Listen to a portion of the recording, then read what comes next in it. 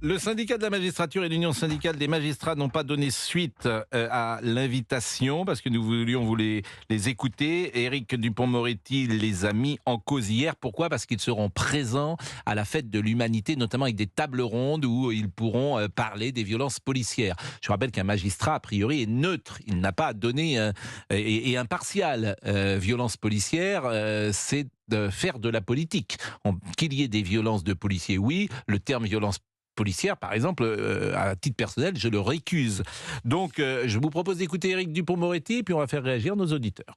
Je suis, pour ne rien vous cacher, excédé. Je pense que le syndicat de la magistrature n'a pas pris la mesure de ce pathétique événement qu'était le mur des cons. Et depuis que je suis ministre, j'assiste impuissant à un certain nombre de dérapages. Le syndicat de la magistrature a pris fait et cause pour les émeutiers, que ce soit à Sainte-Soline ou après la mort dramatique du jeune Naël, pour dire très clairement les choses. Je ne veux pas, je ne voudrais pas que nos compatriotes fassent un certain nombre d'amalgames. Le syndicat de la magistrature, ça n'est pas la justice. Bon, c'est sans doute la première fois depuis 40 ans qu'un garde des Sceaux entre aussi fortement, j'allais dire, dans la moulure du syndicat de la magistrature, en tout cas, se met en opposition aussi frontale. Et je rappelle également que le mur des cons, c'est en 2013, c'était une vidéo qui était diffusée par Atlantico, qui montrait un panneau d'affichage où, sous un titre injurieux, le syndicat de la magistrature avait épinglé dans les locaux les photos de plusieurs élus, intellectuels, journalistes également, à côté une petite inscription avant d'ajouter un con, vérifier qu'il n'y ait pas déjà. Et en janvier 2019, le tribunal correctionnel de Paris avait estimé que Françoise Martre, éditrice du Mur, car présidente du syndicat à l'époque, avait bien commis une injure publique, contrairement au parquet qui avait requis la relaxe.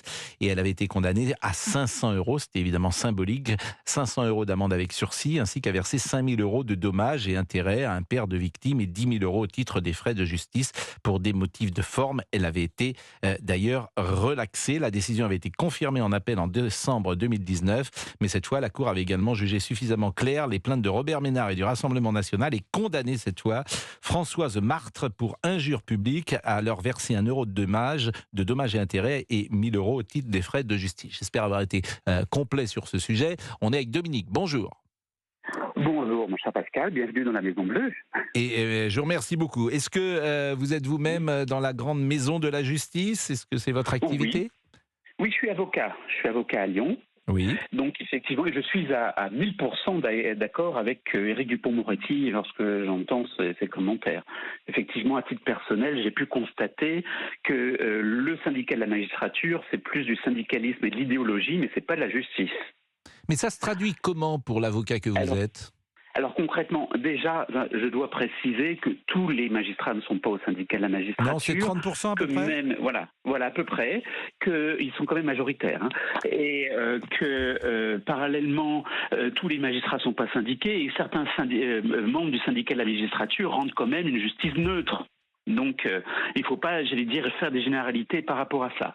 Toutefois, moi, je peux constater, de par l'exercice de ma profession depuis 26 ans, que vous pouvez avoir des différents comportements ou des décisions différentes selon les prévenus. Il y a des choses qui sont plus idéologues qu'autre chose.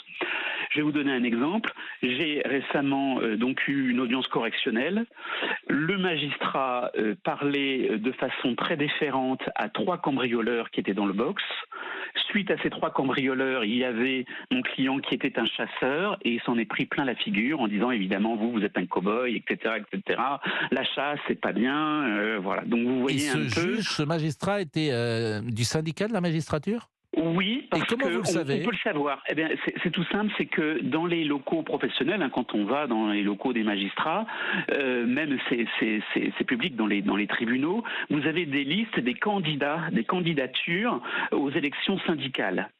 Et donc en face du nom des magistrats, vous avez le syndicat auquel ils appartiennent pour effectivement ces élections. Donc effectivement, il suffit de vérifier. Bon, certains sont membres du syndicat de la magistrature mais ne se présentent pas aux élections, donc ceux-là on n'en sait rien.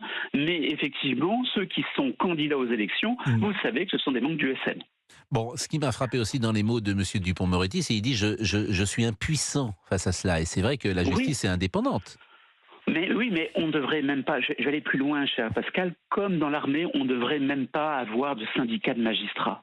La justice, elle est neutre, totalement neutre. Et on ne peut pas rendre la justice quand on se syndique et quand on se prend position en allant notamment à la fête de l'UMA et en traitant de sujets sous un biais politique et idéologique qui est par exemple les violences policières, qui est un terme que je récuse également. Et Donc, c'est vrai également que le syndicat de la magistrature avait pris position entre les deux tours de la présidentielle. On va marquer une pause si vous le voulez bien et vous retrouvez dans une seconde. Dominique, on revient dans un instant. Europe 1, vous le savez, est la radio partenaire du mondial de rugby. À cette occasion, retrouvez sur europe1.fr et l'application Europe 1 un podcast événement, les géants du rugby. Et dans ce podcast, Pascal est au micro de Manon Fossat. Les légendes du 15 de France confient leurs souvenirs personnels de Coupe du Monde. Notez d'ailleurs que le 3e épisode marque l'évirement, un mondial sous haute tension mondiale 1999 est déjà disponible. Et ce soir, c'est France-Uruguay à 21h et Manon Fossat qui nous rejoindra avant 13h pour en parler. Il est à 11h41. Tout de suite, une page en couleur et nous revenons sur Europe 1. Vous écoutez Pascal Pro.